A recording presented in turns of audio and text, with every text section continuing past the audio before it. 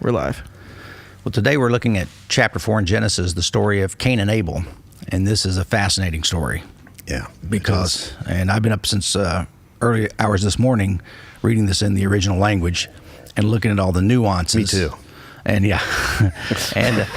but we all were up this morning, right? Yeah, we were. But it's really interesting because there's so much extra translation that are words that are in here that are not in the English, that are not in the original language. So it's kind of fun to play this game and look through these and see what they are, because translators take a lot of liberty, so it seems, throughout the years, and sometimes we just can find a better translation. So, but the story is fascinating. I mean, the first week, was all about earth created. The second week is about the disobedience, and now we're at a point where somebody's about to get murdered. Mm-hmm. And so this is like a mystery novel. So it's right at the beginning. Some controversy even in this story. Adam and Eve. They have sex. Doesn't say that. It says he knew Eve. Well, that's an intimate word, but he knew Eve, and the NIV actually translates it.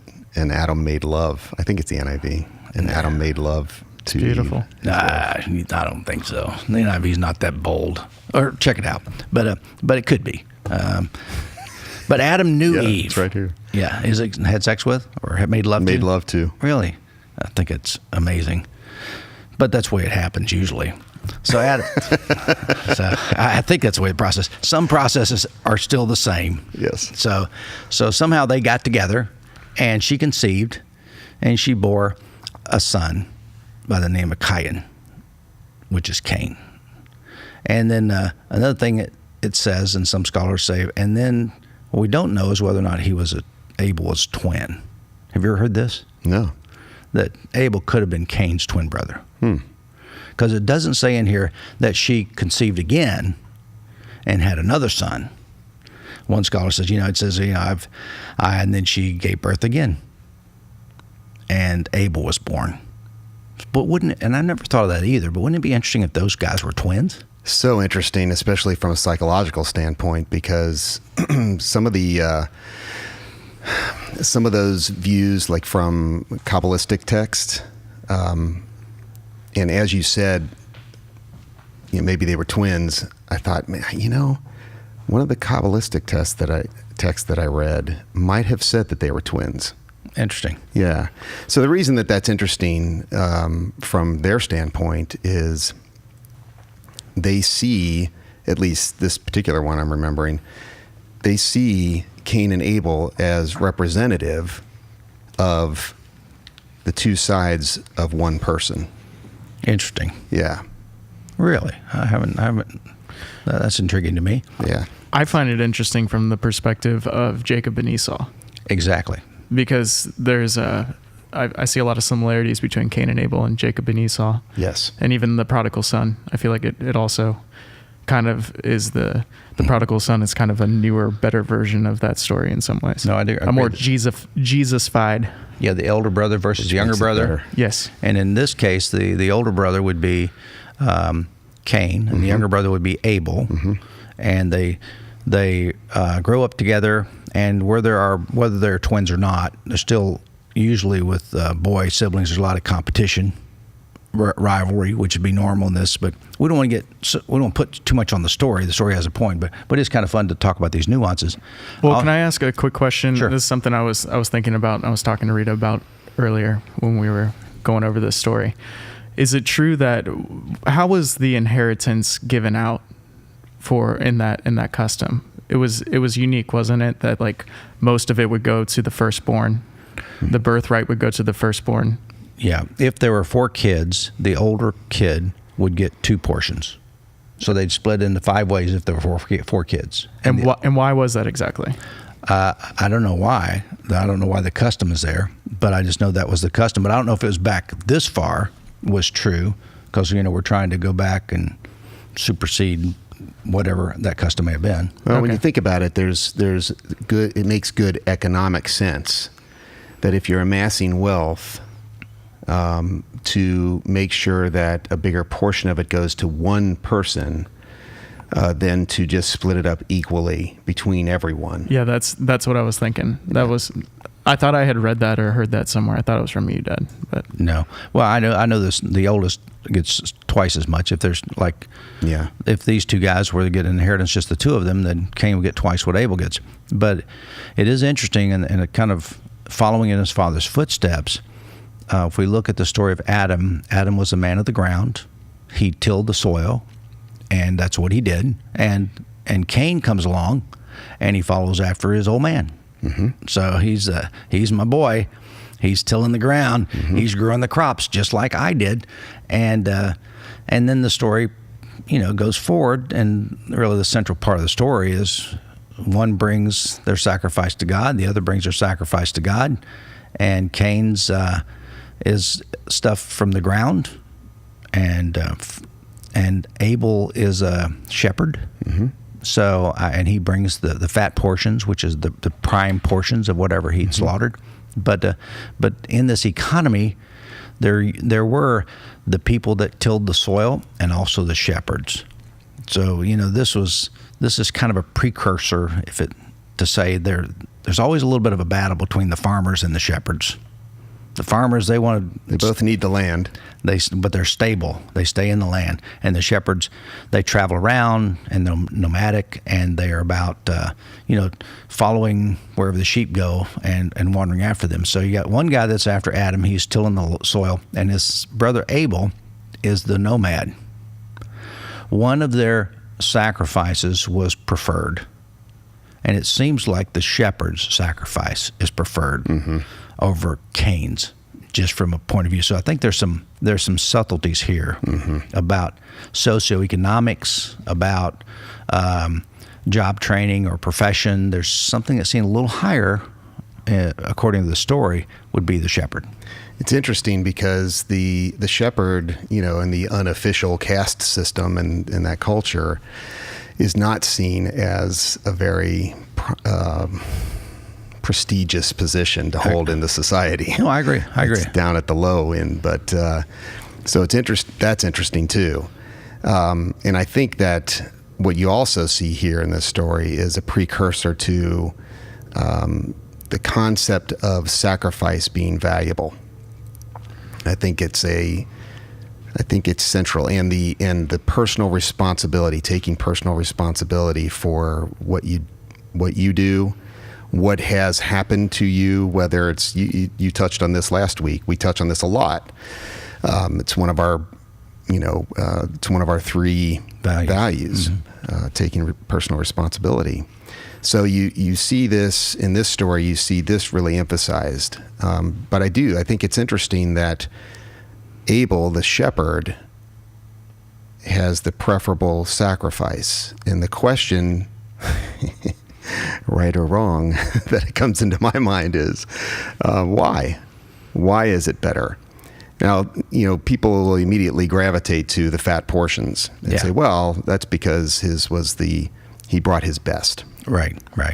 But there's nothing there that says that's what the issue was. No, it's not direct anyway. No, it's kind of, it seems like it's an attitude.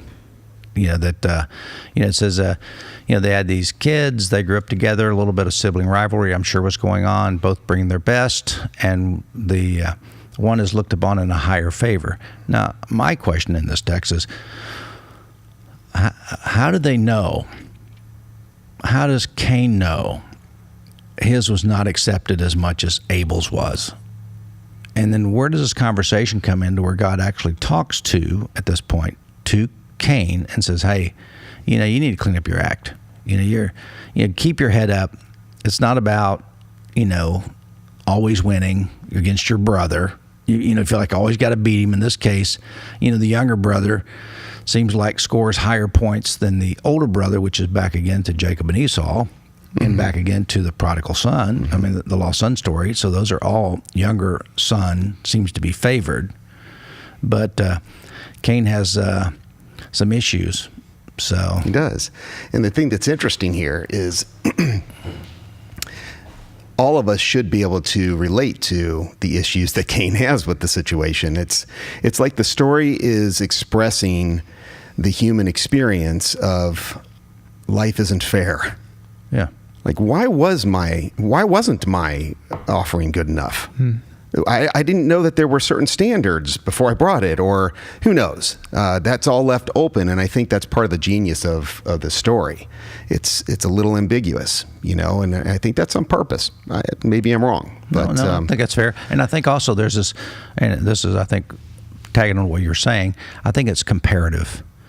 When I bring my sacrifice or my gift or whatever I bring to God, and there's nobody else to compare it to, and whether it's accepted or rejected, that's between God and me. Mm-hmm. But when I find out my brother, who I've been competing with my whole life, his is completely accepted, well, I get a little more, I don't take personal responsibility for my issue. I want to get rid of that competition. He's been an annoyance to me since the day he was born. Mm-hmm. He's annoyed me. He's always there. He's a little bit younger. He thinks he deserves everything I've got, and he doesn't. And he's off chasing sheep where I'm really working hard. That's a frivolous lifestyle. I've taken up Dad's job. That's right. I'm carrying the mantle. Yes. And yeah. Just like the older brother and the prodigal son. Exactly. You brought up a minute ago. Yeah. I think so. I definitely think there's an attitude issue there. But was there any other indication that Abel was the favored son? Was there any other indication in the story other than the fact that his sacrifice was accepted, whereas Cain's wasn't? I think in the names, there's something of value in their names. So the name Cain really means trying to gain something or acquire something. And some have said it's a name of character. And Abel really means empty. Yeah. It's almost like... Isn't that interesting? Doesn't really have a lot of aggression or anything. That wouldn't be what I would expect. No, me neither. You just reminded me of something. I don't know if it was the same one or not, but in the Kabbalistic, one of the Kabbalistic things I read, Kabbalism, by the way, it's just, in essence, it's Jewish mysticism. Okay. So. And you had to read some of that for your class? I did, yes. Okay. Yeah. So, what were we just touching on? The names. I lost my train of thought. Cain and Abel's names. Yes. So, they look at Abel's name and they translate it as emptiness, just like you did there. Okay. And so then from there, they give this thought. This is a reflection of the person, any person, who gets to a place where they don't have the attitude of I need to be on top. Mm-hmm. They're empty of that. Mm. They're empty of those egoistic motivations, purely egoistic motivations, the desire for prominence and that sort of thing. And so they take the position that this is symbolic of that side of people that mature to that place. Yeah. And that is favored by God. Cain comes with an agenda, mm-hmm. with some expectation, and Abel comes with just emptiness, saying, this is what I have, with no expectation. Yes. And don't we all experience both? I think that's true. I think that's a good insight. Yeah. So, and I think that a worthwhile goal is to try to mature that perspective, and I think that's a worthwhile spiritual goal to try to take up the mind of Abel, or the example of Abel, or of so many other characters. That it's interesting. You brought up Esau and Jacob. Jacob. Yeah, I mean, that story it really does parallel this. It actually has some more detail in it that you can consider. So it's almost like a retelling of this. In that case, Esau really did nothing wrong, except that the only thing that you could say is that he hastily gave away his birthright because he was so hungry. Obviously, I mean, that's he was overly hungry. It's such a ridiculous thing, but it really symbolically, if it's taken literally, yeah, you can ask all kinds of wrong questions, and it's just the best you can hope for is it leads you to the understanding that this can't be taken literally. Mm-hmm. Right? But what happens there is reflective of, or representative of, I think, the unwillingness to delay gratification. Right. And so he wastes what he has, he gives it away because he's unwilling to delay. He's unwilling to make the sacrifice of delayed gratification. Right. And I think sometimes, though, I agree with that. I think sometimes it's these stories are interesting because they like to favor the younger son over the older son in so many instances. Which flies in the face of cultural... what was normal. Mm-hmm. I mean, and you see that with Jacob and Esau, but you see it with Cain and Abel. You see it a little bit with the prodigal son as well. But I go back to the names just for a minute. Mm-hmm. You know, the names that they had. One is Jacob was the heel grabber, the deceiver. He's the guy that you always have to watch for. Yes. But he was the guy that ultimately was named Israel. So that grabbing that heel was something that worked for him, it seemed like. But if other things I think sometimes we read into too much. Remember the prayer of Jabez that came out a few years ago? Yes. Oh my. That I had people quoting the prayer to me all the time, and finally I got it out and I read it, and basically the whole thing is a scam. Yeah. It's to write a book to get somebody to read it. It's an illegitimate, prosperity-based. It's just annoying. Yeah. It annoys me to no end. You know, the prayer of Jabez, that I may, increase my boundaries and whatever he prayed and all this stuff. And I forget the name of the author, Wilkerson or Wilkinson. Sounds right. Wrote this book. Either. But in this process of the prayer of Jabez, really the word Jabez means pain. And it's, the whole prayer of Jabez really is not that I may gain these and expand my prosperity, but the prayer is, oh God, my name is pain. Maybe I was born out of pain, and my mother said, you are a pain. I'm going to call you pain. So the word Jabez sounds like pain, supposedly in the language. But may I spend my life not being what my name indicates. See, that's a pretty good aspiration. Yeah. And maybe even may I take what has been pain in my life and make the very best of it and expand my borders. Yeah, no, that's inaccurate. Really? You're jumping right in the book right there. I don't mean that in a typical, shallow prosperity sense, but that, look, no matter what's thrown at my life, and I think this is central to the Cain and Abel story too. No matter what life throws to me, no matter how unfair it is, no matter how little fault I bear in it personally, right. The best choice is to take responsibility for those circumstances, in that I do the very best that I can with those circumstances. No, I agree with that 100%. I don't disagree. You jumped a little bit too much for me into the book for prayer of Jabez, because that's not one of the things he really prayed. And really the prayer is, oh God, may I not be a pain in other people's neck. Just because my name says I'm a pain in the neck, I want to live above that. Mm-hmm. And Abel, my prayer of emptiness, maybe my name means emptiness, and may that be something I honor. And maybe Cain with strength of character, something he honors.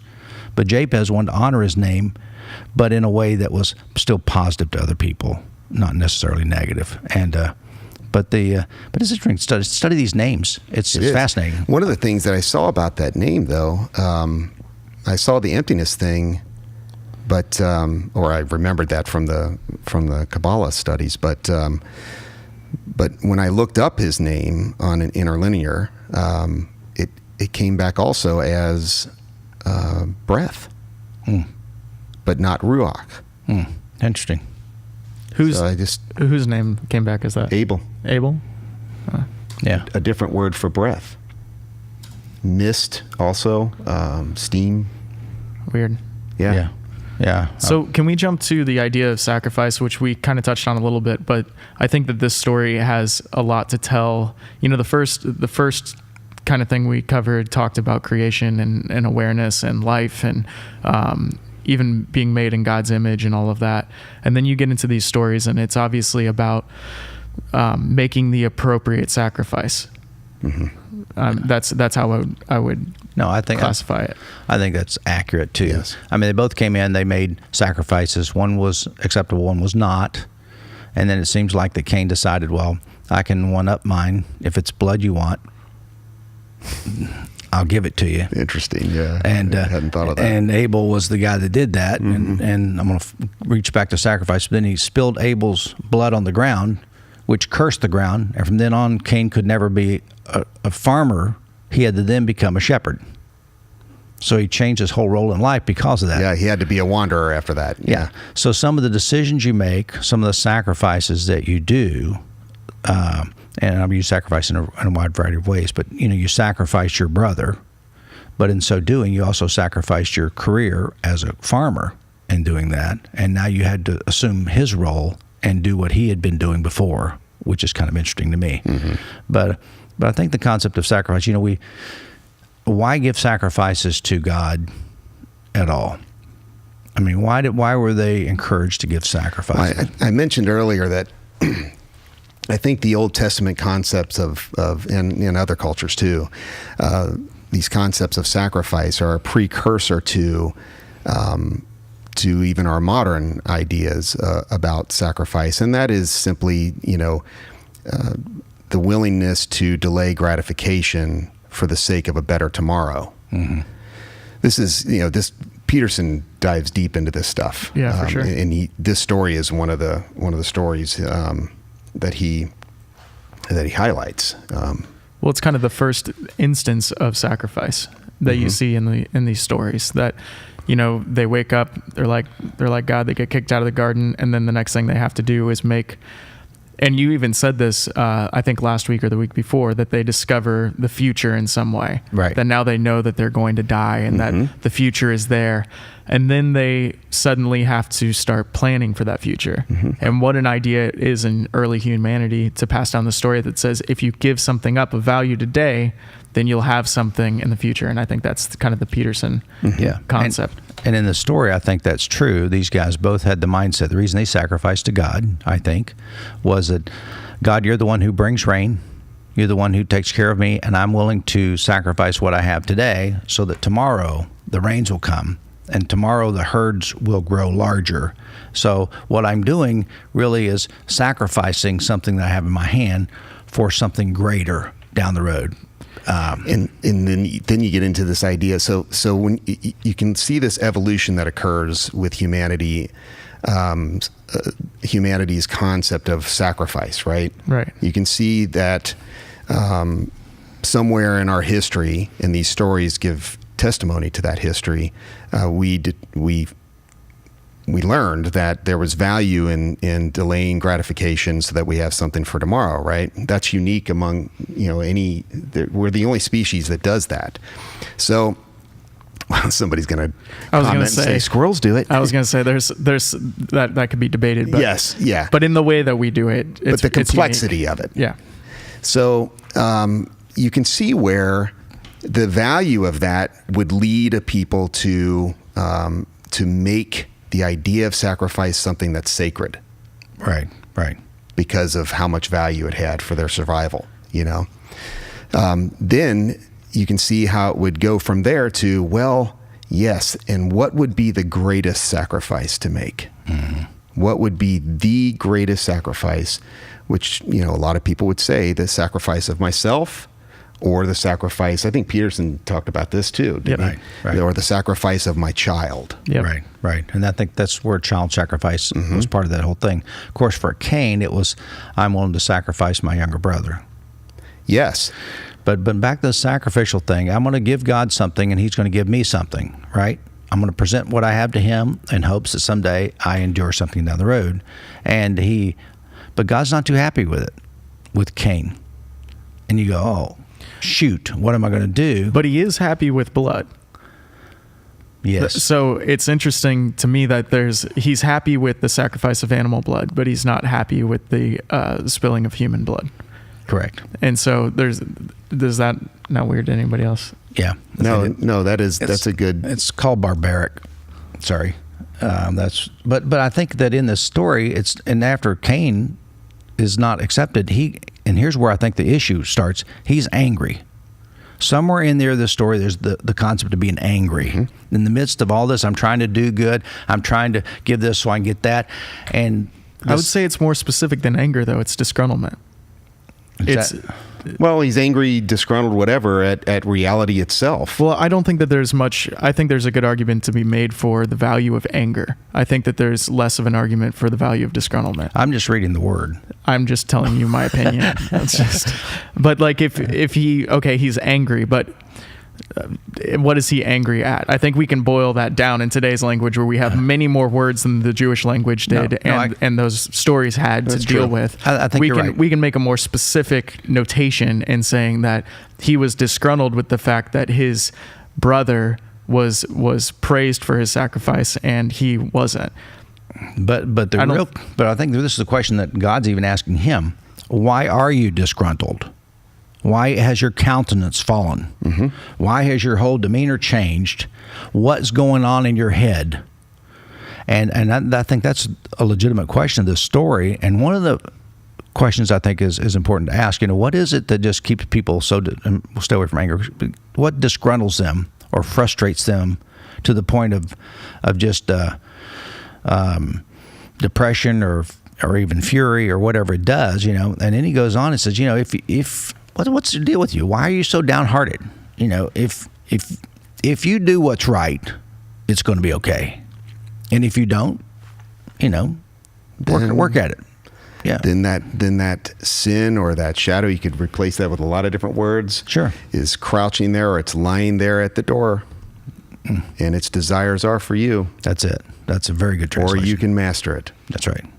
So and all of us again can relate to that on some level. Mm-hmm. Yeah, I agree. I think that's what's going to win for you? Is it going to be your emotional state going to take over and control you, or are you going to let your rationality play out here and take control of your circumstances and take responsibility for your life? Yes, and that would be the you that's made in my image, if you think that way. Right. And getting back to what you were asking about the blood sacrifice and all that, Mm-hmm. You have this.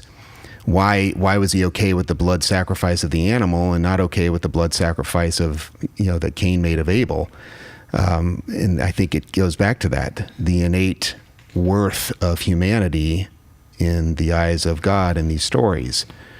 That there's something different about humanity. Right. So in essence, you might be able to just look at this and say, yeah, when you sacrifice your brother and his blood cries out from Adam, from the earth, you in essence sacrifice me because you failed to recognize the innate value of your brother.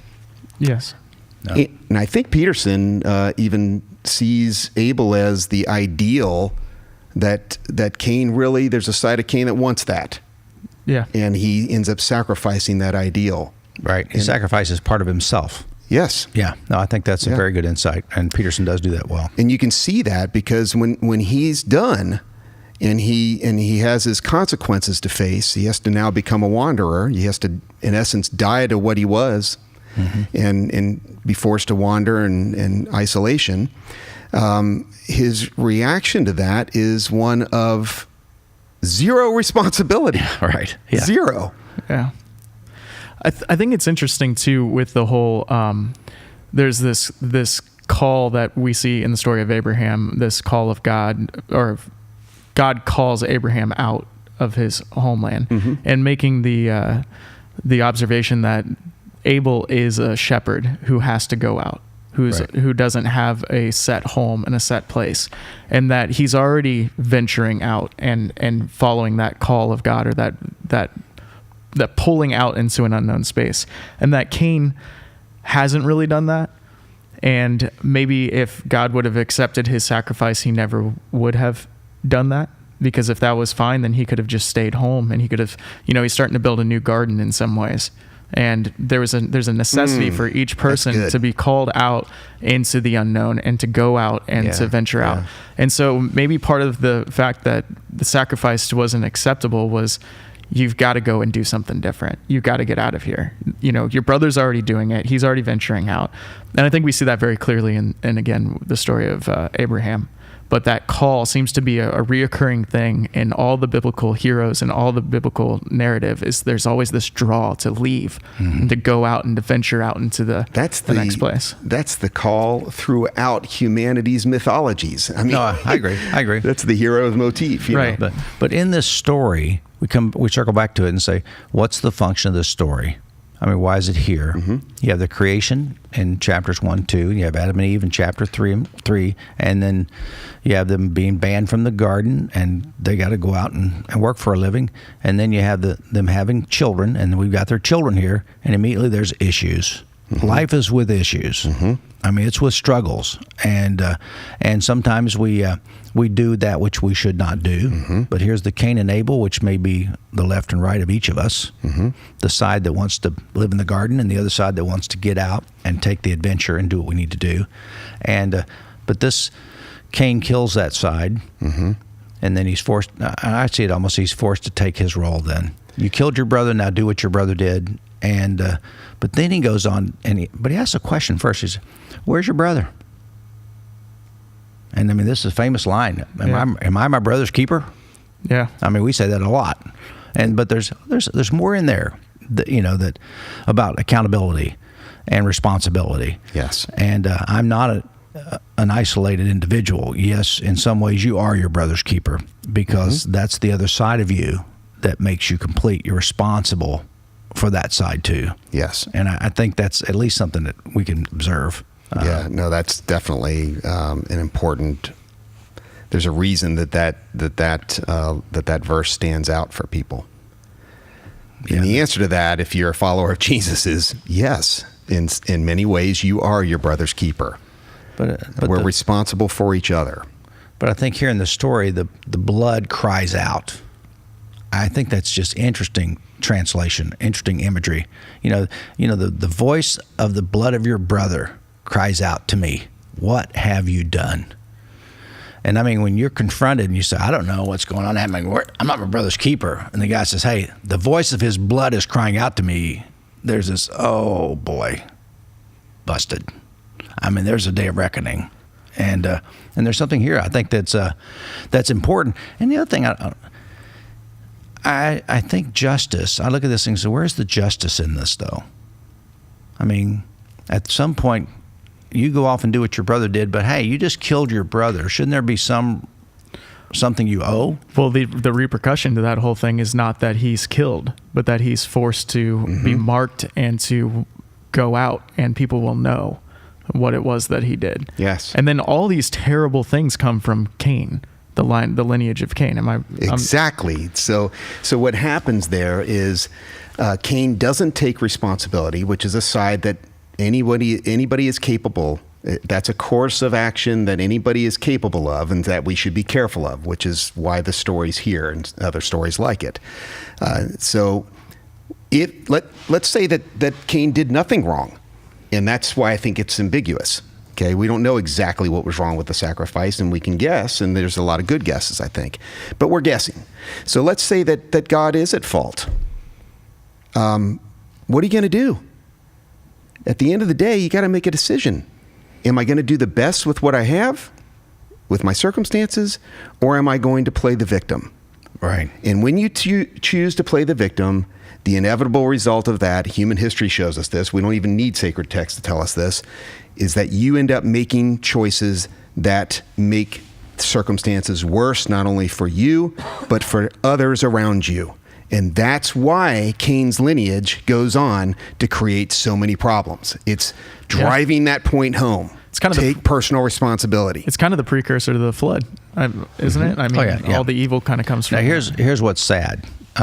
We live in the 21st century, but it's not beyond my memory of people talking in this generation about the mark of Cain.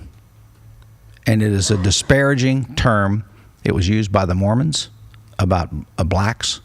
They could not be in the priesthood because they carried the mark of Cain. Some think the mark was black. And the Baptist preachers early in the 20th century, 1969, the Southern Baptist Convention gave a public apology for the restraint of blacks being referred to as the mark of Cain. Good for them. So, I heard that in my school growing up. Yeah. What? It wasn't taught openly, but it was that's the mark of Cain. murmured in our biblical classes that those were thoughts or theories that some people held. It's crazy. But some scholars think that probably what was the mark of Cain, they think it might have been one of the letters of the Hebrew. I mean, the tau is really the mark. They said it means mark. And if that was on his head, it almost slightly resembles a cross if it's written a certain way. So it's kind of an interesting thing that this mark, something you carry your whole life. What is it? This means it's a mark not for a cross, but it symbolizes a covenant. It's not necessarily up to Jesus, but a covenant that God had made with Cain. I'm going to protect you, and nobody's going to kill you. Yeah, this reminds me of something the Kabbalist thing said too. Sorry, I keep going back to that. But I've read too much fairly Kabbalist text in your class. Last semester, so. But it's interesting because these are Jewish guys for the most part. Yeah. So in Cain's case, he is marked, and this is both a sign of God's judgment and his grace. Exactly. Because so from the Kabbalist point of view, everybody eventually is going to be okay. It's just how hard a route do you want to take to get there? Mm-hmm. Okay? And so Abel takes the route of the wanderer, leaving the garden, the right way, the good way, the best way. Okay? Mm-hmm. Cain, you got to take that route, but man, you took the rough way. Yeah. It's going to be rough.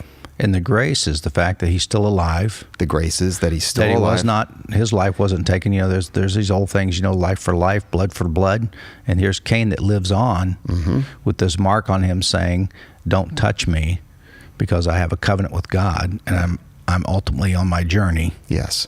To find fulfillment. Yeah. Couldn't you also make the argument that there's much worse things than death? And that living in that, That's that kind why of it's place still judgment. Yeah. It could be arguably worse than just being struck down right there. Yeah. Yeah. Yes. Yeah. So he said, my punishment, what he says, I like these words, my punishment is greater than I can bear. Yeah. And guy goes, no, not really. It reminds me of the guy that, it's a story, sorry, but the guy goes before the judge and the judge just gave him 5, he's 70 years old and he gave him 5, life sentences. So, back then it was like 20 years each. So you're going to sentence him to 100 years in jail. And he goes, but Your Honor, there's no way I can serve this many years. And the judge looked at him and said, well, do the best you can. And that's kind of, there's no way I can handle this punishment, God. Yeah. And God's going, don't worry. The mark is going to be on you and we'll see what happens. And which the mark also prevented anybody else from killing him. That's right. That's so why the mark was there. It was protection. Yeah. Maybe I missed it. Maybe somebody said that and I just missed it. I'm sorry. No, that's right. I mean, listening skills, Ryan. I know. I'm also switching. So it becomes. I feel like I'm kidding. I'm playing handicap. That's my excuse. Yeah. Won't take any responsibility. That's fine. But this. Okay, Cain. This is a fascinating story. Let me go to a little bit farther in the story, and then we'll come back to it. But then, so Cain goes off and does his own thing. Abel's dead. So, is there any other children? Yes. But most people don't know that, do they? No. There's a third boy. Mm-hmm. What was his name? George. Seth. Exactly. It wasn't Seth. Yeah, Seth. Yes. And what does Seth mean? I knew this, but do you remember? I don't remember. If I had my computer. Too bad. I've got it.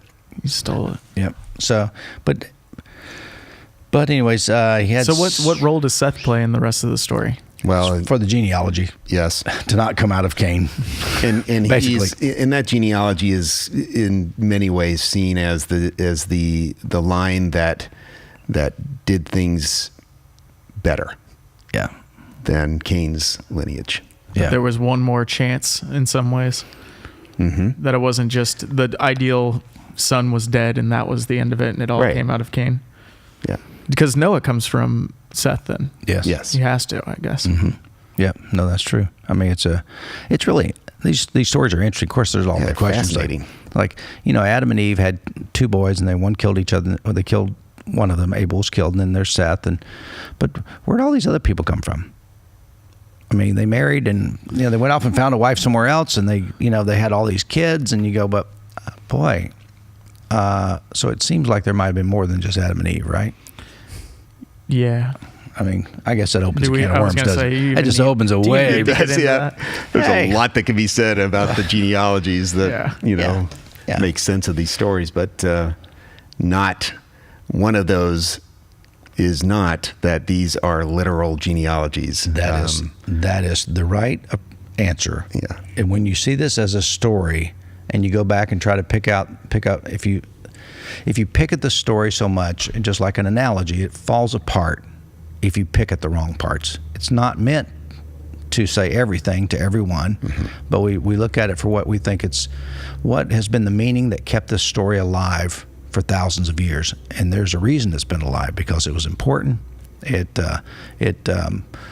was part of the social matrix of society, particularly this society, and these stories were very important to them.